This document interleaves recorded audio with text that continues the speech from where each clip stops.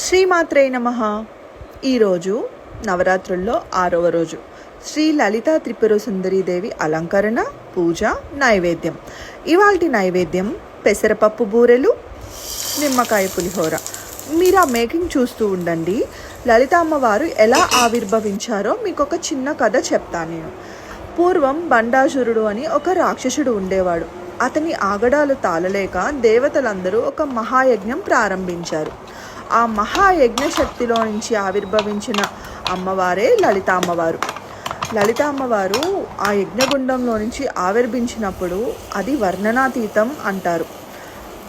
అలా దేవతలందరూ లలిత అమ్మవారికి మొరపెట్టుకున్నారంట బండాసురుడు ఆగడాల కోసం. అప్పుడు లలిత అమ్మవారు బండాసురుడి మీద యుద్ధానికి దండెత్తారు.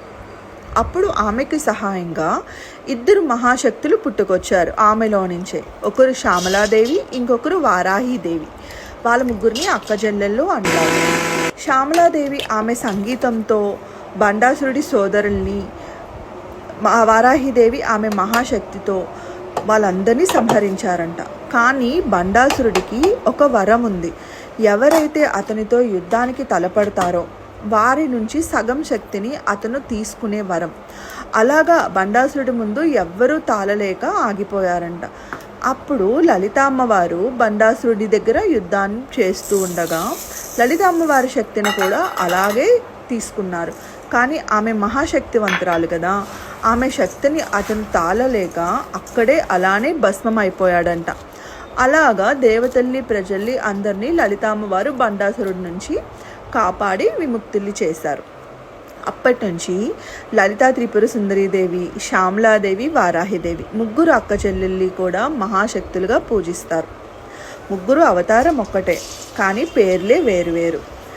ఇంకా ఈరోజు మీరు పూజా విధానం ఎలా చేసుకున్నారు? ప్రసాదం ఏం చేసి పెట్టారు అమ్మకి? ఈరోజు లలితా సహస్రనామం చదువుకున్నారా? నేనైతే పెసరపప్పు బూరెలు చేశాను. పెసరపప్పు బూరెలు చాలా కష్టమని అనుకుంటూ ఉంటారు, కానీ ఏం లేదు, హార్డ్లీ ఒక 1/2 అవర్ పని అంతే. కాకపోతే పెసరపప్పు ముందుగా నానబెట్టి పెట్టుకోవాలి. మేకింగ్ అంతా చూసారుగా, మీకు అర్థమయ్యే ఉంటుంది. మీరేమేమి చేసుకున్నారో కామెంట్ చేసేయండి. శ్రీమాత్రే నమః. జై Durga Bhavani. Thank you for watching my videos.